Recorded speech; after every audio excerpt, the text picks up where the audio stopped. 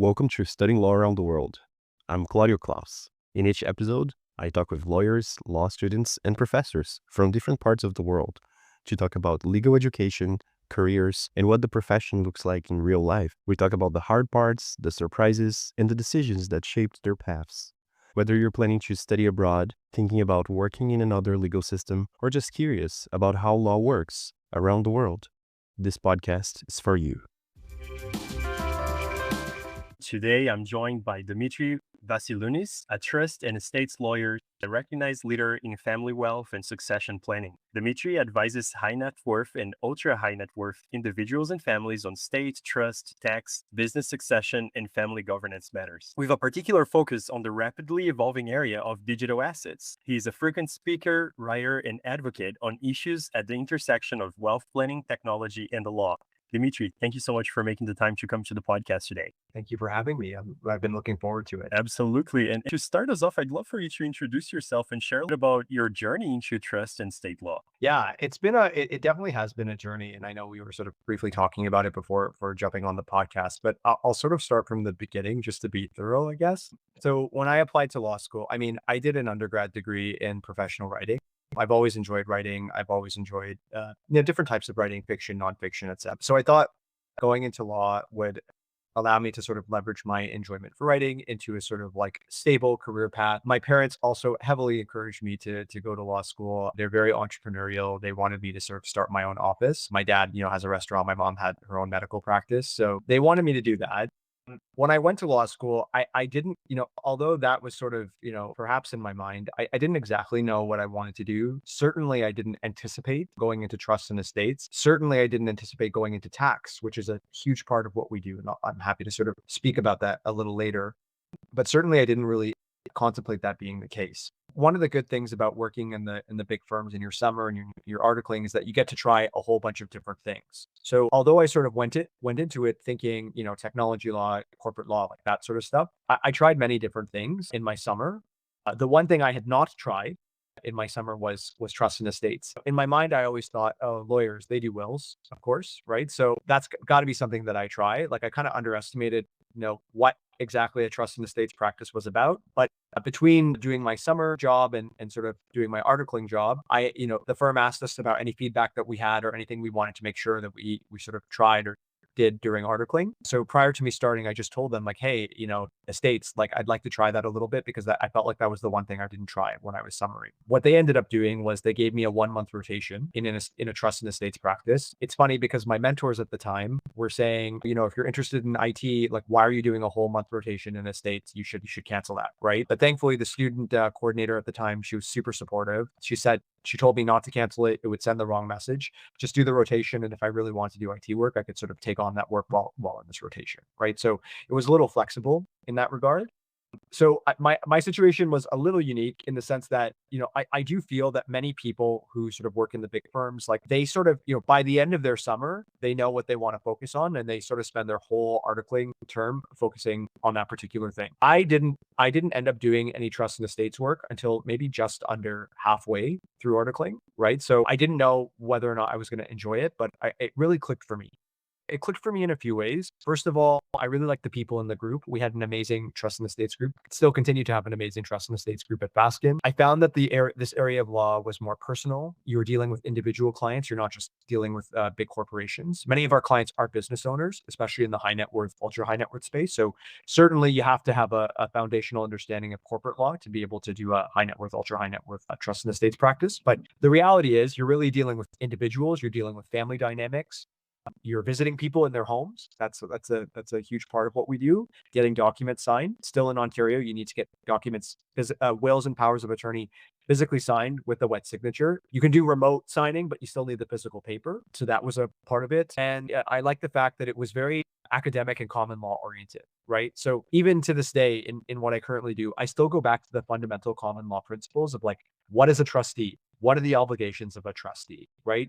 What are the requirements for a trust? What are the requirements for a gift? So you're definitely going back to those common law fundamentals. And I find that you tend to have a number of interesting problems in trust and estates. Layer on the tax piece as well, right? And you get all the time we're challenged and we have interesting situations where we don't exactly know what the outcome is going to be. And we have to sort of do our research and do our risk analysis for the client. So I thought that was very interesting, tying it back to the beginning and my interest in writing. Writing and speaking, and again, sort of academia, for lack of a better term, is a very big part of what we do in Trust and Estates. And because I enjoy writing, I really sort of vibe with that. When I was at Fasken, I was contributing to the All About Estates blog. So it's a blog sort of aimed at practitioners, and different firms and institutions contribute to it. So I was writing for that, and I really, really enjoyed that process because it allowed me to be a little more creative and write about interesting things, write about digital assets, which, as you highlighted, I enjoy writing about, but other things like writing about Pokemon cards, writing about my favorite bands, writing about Animal Crossing, right? Like, things like that. So I tried to connect all these things to Trust and Estate as best I could. And I'm very grateful for the fact that I think both, Fasken and just the broader estates community, I think is very supportive of that creativity. So yeah, there are many, things that sort of stood out to me with a trust and estates practice. And 7 years later, I'm still very much happy in this area of law. I don't think I choose any other area, to be honest with you. That's amazing. I appreciate you going into detail, really, because as a podcast, focused on young lawyers who are beginning their careers, I think it really means a lot to get the chance to hear a little bit of a broader view of what a practice area looks like. It doesn't look like only, staying in your room drafting it all day. It could look like that, but it's awesome that you made a practice that, involves all these different aspects of it. And I understand your work then spans, state planning, tax, governance, even I'm guessing some cross-border matters as well. And how do these different areas come together in your day-to-day practice? Can you give us maybe an example? Yeah, it totally depends on the client and what their assets are at the end of the day. I do feel that there's no such thing as a straightforward estate plan. Some plans are different than others. Some plans are definitely more complicated than others, but that is for sure. But in terms of everything coming together, I mean, one thing I'll say when I sort of went into estate planning was how significant the tax piece was, right? And I feel like that's something that maybe some people, especially some younger lawyers, don't know. So when I'm speaking with younger lawyers who are looking to get into trust and estates, I always tell them you have to be comfortable with tax and you have to understand tax, right? I think there are many practitioners out there who do wills in addition to a bunch of other things, right? And I think that it's very easy, to like wills seem like straightforward documents, right? That can be completed relatively easily for clients. And I think for a number of clients, maybe simple wills and powers of attorney sort of make sense for them. But I do strongly feel that if you are going to be a trust and estates lawyer, you really have to first of all specialize in the practice and sort of focus on that because there is so much to learn. And going back to tax is a huge part of that. So in my practice, I don't just do wills and powers of attorney for clients. I do the estate plan, right? And the estate plan involves walking through the client, explaining what's going to happen on death, and taxation is going to happen on death, explaining that if they're setting up trusts in their will, how are those trusts going to be taxed, for example? And then we get into, how are those trusts also going to be managed? Who are the trustees are going to be? How are the trustees going to be picked? Who are the executors? And then you look at the assets and say, well, are there cross-border considerations, right? Is there a beneficiary who lives somewhere else other than Canada? Is there like real estate in the US or in Europe or whatever, right? And so it all sort of comes piece by piece. So you have to be good at project managing as well. I'm a little neurotic when it comes to my approach to estate planning because I do detailed emails, I do detailed memos, and maybe that might be something I need to work on a little bit because I know some clients like the detail and some clients just want you to sort of like hit the key things, right?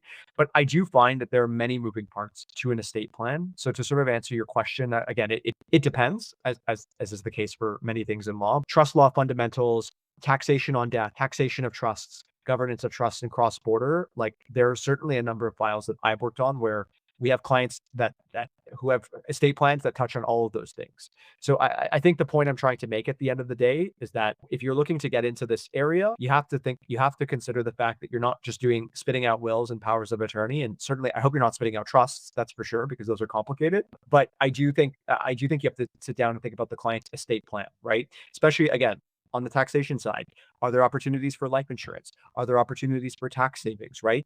Are there gifts that the client wants to make today, for example, to potentially reduce like what's going to be a subject to probate tax, for example? Or do they want to set up an alter ego trust as an alternative? There are many different vehicles and options for clients. It's hard to have a sort of thorough understanding of the different options available if you're not really engrossing yourself in it. It seems like the area of state law, wills and states, and tax law are some of the areas that have the most commonly widespread opportunities for further education and certifications, right? So I see the CRA has some opportunities for further study, and also there is designation and certification called STEP. I'd love to ask a little bit more about the organization itself later when I talk about your volunteer work and that. But can you tell us just briefly about how one would go about, studying more?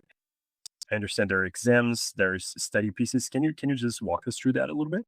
100%. Yeah. So the designation you're talking about, yes, it's facilitated by STEP. So STEP is the Society of Trust and Estates Practitioners. The actual designation is called the TEP, the Trust and Estate Practitioner designation. So, I mean, there are different ways to get your TEP. There is like a sort of like essay route, for example, or if you have like a number of years of experience, right, you can sort of apply that way. I think you're asking from the perspective of newer folks who are looking to get into this area. So typically for newer folks, you do 4 exams, right?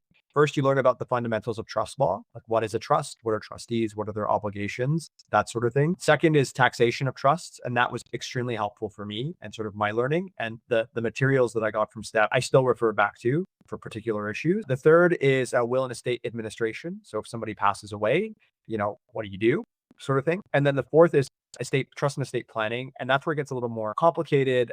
You talk about estate freezes, which are a particular like corporate like tax deferral type of transaction. You talk about planning with life insurance as well, and taxation of life insurance can be a little bit complicated as well. So like the TEP, I would say is the fundamental one. I think another common thing that practitioners in our space will do, so they'll do some type of tax intensive. For example, the OBA, I think it's the OBA, does tax law for lawyers, right? So it's like a 1 week intensive program that I know a number of folks have done. I have not done it yet, but I'm hoping to in the future. What I'm actually signing up for is because I don't have an accounting background or tax background. I'm going to sign up for the in-depth tax course provided by CPA Canada, right? So that's an intensive like 3 year, like lots of study course. I have some friends who are doing it right now and they're sort of warning me.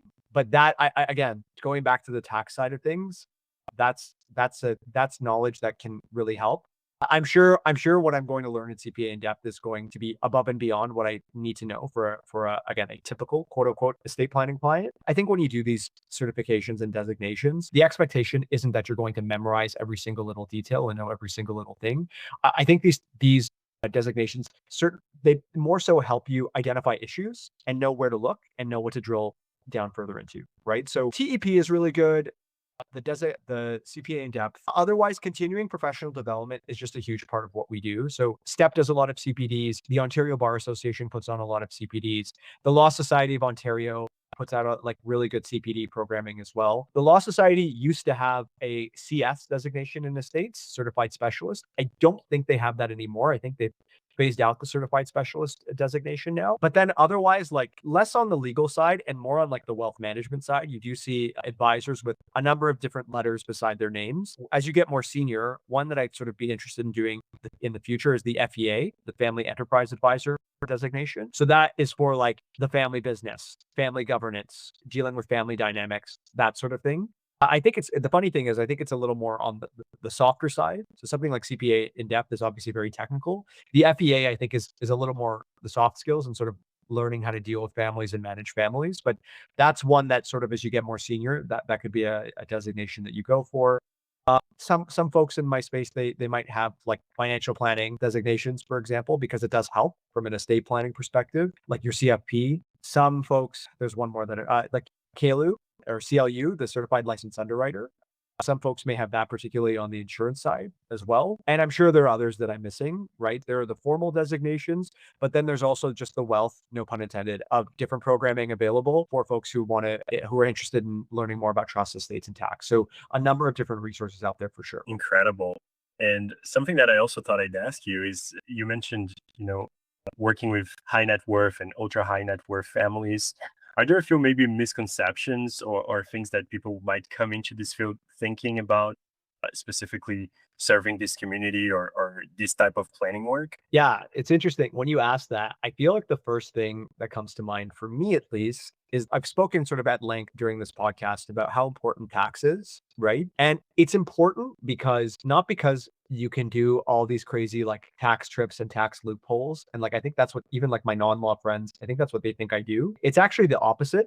Canadian tax law has become so strict. Trusts are actually like, they're very situational. The taxation of trusts has evolved quite a bit. And we had a huge rules change in 2016 to many different types of trusts, right? So I think more of my time is sort of like spent advising clients on the risk of trusts rather than saying that trusts are amazing and they're going to help you save so much tax and whatever. And it's funny because even like, particularly when I was at Baskin, I was dealing with a lot of like startup founders as well who were just starting up their business. And I had people saying to me, oh, like I need to have a trust. Oh, I got to have that. I got to set up. And it's like it's not like the US, for example, where trusts are more common.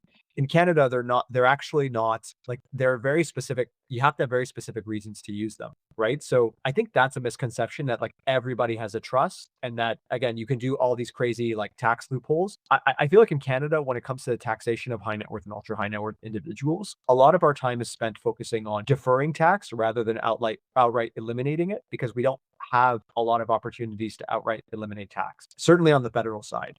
On the provincial probate side, there are a number of strategies you can employ to reduce probate fees, but probate fees are like, they're usually like 1.5% of the value in Ontario, at least 1.5% of the value of the assets above 50K. Could be material, I should say, for a larger estate. For a smaller estate, probably not as big of a deal. Whereas, federal taxes, like, just by way of example, we have a deemed disposition on death, right? So when you die in Canada, you are deemed to have disposed of all of your assets at fair market value and reacquire them. So any gains that you have are going to be taxed in the terminal year of your life, right? Your terminal tax return, right? So it's not an issue for your like house, for example, because if it's your principal residence, you get the principal residence exemption. But as I mentioned, a lot of our clients are business owners and they have very significant tax liabilities that could arise on death, right? Because if they started the business at zero, right, and now it's like $100 million business or whatever, there could be significant capital gains. So a lot of our time is spent like learning,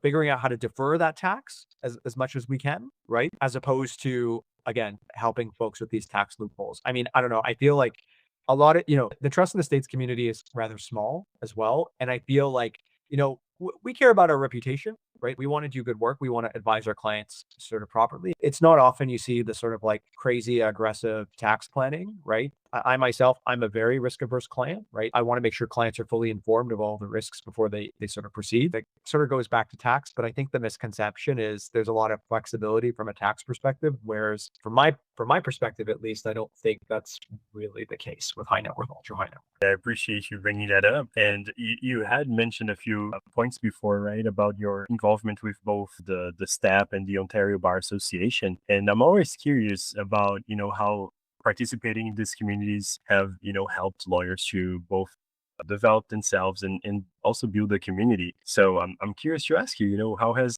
being involved in this community shaped your perspective too as a lawyer, and maybe even, seeing the possibilities of where you could go with your career and all of that? Yeah, well, it's interesting you said where you could go, because literally I've gone all over the world particularly through STEP, but through other speaking opportunities as well. I've been very fortunate. I've spoken in London, UK. I've spoken in Rome, Italy. I've spoken in Geneva, Switzerland, spoken in Calgary. Okay, it's not as exotic, I guess, but you know what I mean? Like I've had a lot of opportunities through STEP and through the OBA, because I think building a network and profile building and building a community is super important. The trust and estates community, particularly on the high net worth and ultra high net worth side, is not super large, but it does consist of folks from many different disciplines. Because remember, it's not just lawyers, right? It's accountants, it's investment and financial advisors, it's insurance planners, it's sort of folks all adjacent, like all sort of in that wealth planning space. So getting to know folks, not just in the legal community, but the other sort of professional advisors, helps from a profile building perspective. It helps from a referrals perspective for building up new business. If people know that you're knowledgeable on a certain topic, again, I find our community is very academic. They want to learn, right? So people are reaching out to me quite a bit for, information on digital assets and crypto and how that factors into estate planning, because it's a topic that not a lot of people know about, right? And they want to learn more. So I do think that like getting your name out there only really helps you. The only drawback is like, if you're working private practice, which I'm no longer doing now, but if you're working private practice, this is non-billable time, right? It's time that you're spending sort of improving yourself, meeting others, business development, and continuing professional development, that sort of stuff. So I think that's the challenge in our world, right? Sometimes it's difficult to find the balance between the billable, like getting the client work done, and then doing all the other work that helps you build your practice, that helps you build your community, that helps you build your knowledge and expertise, right? So with the OBA and STEP, they have resources to help you with that. I'm also very happy to be involved in these organizations from a leadership perspective. So on the OBA, I'm currently the secretary of the Trust and Estate Section Executive. I will be the incoming vice chair as well for the 2026-2027 term. And that has been really interesting because we've been able to sort of deal with the municipalities on certain trust and estates issues from a tax perspective. We've been able to deal with the provincial ministry of the attorney general on certain issues and advocate for our membership. Our membership is, of course, lawyers like OBA members, right? So we've been able to advocate on their behalf on certain issues and advocate for some changes in legislation, which has been really interesting. On the STEP side, in contrast, what I really like about STEP is that I'm on a global committee, the Digital Assets Special Interest Group SIG steering committee. I'm currently the deputy chair. And the great thing is, I think right now I'm the only Canadian person on the committee. Others are from other jurisdictions. So it's really interesting to learn about what's going on in other jurisdictions and sort of coming together to, again, produce good programming for our membership. And not just programming, but resources as well. So STEP has a lot of great resources. They have guides for digital assets. They have a course for digital assets. So being involved with that stuff is really cool, right? To go back to the first question, like why trust in estates? I'm attracted to this area because of the community as well. Very nice people, very supportive people, especially not even just on the planning side, but even on the estates litigation side. As you can imagine, estates litigation, very acrimonious files, very like challenging family dynamics, right? People feel like they've been wronged. But the estates litigation bar is very collegial and they get along with each other quite well, even though they're all on opposite sides of different, again, acrimonious disputes. So I think despite the fact that this can be an emotional area, our bar is very collegial, which is just another great reason to join. And a lot of your public work also connects with law, that connects law with culture, education, and communities. You did mention a little bit about, the interest areas that you had and how you connected that with rules and states. You mentioned writing about Pokemon cards and things like that. And I also saw you were in community spaces like Anime North and Japanese Canadian Cultural Center. How do these interests also influence your legal practice and client work, if at all? Yeah, so maybe I'll start with the Japanese Canadian Cultural Center because the funny thing is, I actually started volunteering there because I realized I needed volunteer experience for law school, for my law school applications, right? And I've always I just grew up liking Nintendo and liking anime, and I had been to the center once before for an event, and I thought it was a really nice space. So I started volunteering there. I've been a volunteer there for 13 years now, and now I'm on the board of directors, which is super awesome. So at the Japanese Canadian Cultural Center in particular, I'm sort of helping on the estate side. It is a charity, and of course, I do have some knowledge and background in charities because that can be a material part of an estate plan. So, helping out when we have donors and helping give education presentations to our membership, right? Something in the works right now on that front. Anime North is just for fun. Anime North is the largest not-for-profit fan-run anime convention in Canada, I think. And I've been going to that convention for I think it's been 14 years or something like that. And I just like doing the panels. So every year we do a panel called Anime and the Law, and it's me and two other lawyers. One of them is actually a colleague of mine at RBC, but we just apply the law to different legal issues, right? So I've done this year I did Animal Crossing and real estate law. Last year or a couple of years ago, I did family law and spy family. I just try to make it fun. And every year that particular panel is always very well attended because I think fans, first of all, we try to make it funny, of course, and entertaining. So we are putting on a show a little bit. But also, I think non-lawyers are very much interested in learning about the law, right? And I'll tell you a story.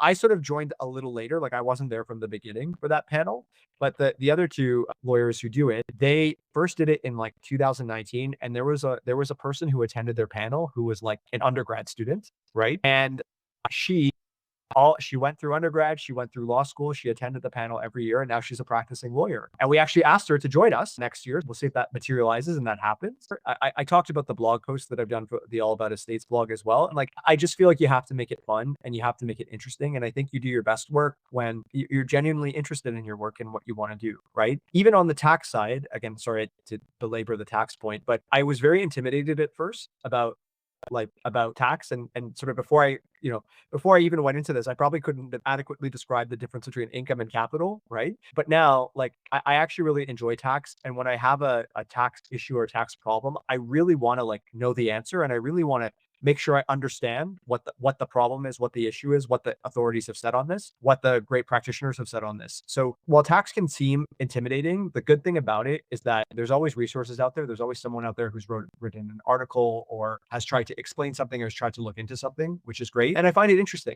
right? So at the end of the day, you have to be interested in what you're doing. I'm probably a person who prefers research more than I do like drafting. Not that I don't enjoy drafting, but I just love like learning and getting paid to learn. And if I can do that while also learning about things that I like or connecting things that I like. I like writing, don't get me wrong. I like writing like articles and I like doing presentations. But yeah, you have to make it fun. You have to make it interesting. So I've really tried to do that throughout my career and I think it's worked out for me. So I am very grateful for that. I love that. I really appreciate that. One of the amazing things of hosting this podcast is getting to talk with so many lawyers who enjoy their work. When you see a lot of negativity out there talking about how lawyers are miserable and that this profession is so hard, which it is true, right, in many ways. But also there's quite a few professionals that found a way to make the practice more interesting for their personal or more aligned with their personal values and with the things that they enjoy. And I appreciate getting the chance to interview you and knowing that, you're definitely one of those professionals that can genuinely say that they have fun at work and enjoy the work that they're doing. And to wrap up today's episode, I wanted to ask you, what kind of advice would you give to young lawyers or law students who are interested in trusts and states or building a career in private client work? Yeah. I mean, I think we've talked about a number of things that are useful for new lawyers, particularly for those maybe in law school. I would say, take estates, take trusts, take tax. I should have mentioned as well, I didn't take any of those classes in law school either. I had the opportunity to take tax in my third year, but by that time I had my job at Baskin already. And I was like, I want to chill during my third year. I don't want to ruin my semester with taking tax. And looking back, I wish I took it. So I think you have to be curious. You have to be willing to learn. You have to be willing to network. It is a very social practice as well. Some of my friends, both in law and outside of law, say, "Oh my God, I can't believe you like do all this networking. You meet up with all these people." But I don't know. I enjoy it. I like meeting people. I like learning about people. I think you need to also have that genuine curiosity because to be a good private client advisor, you need to understand the client's family dynamics, their business, their goals, right?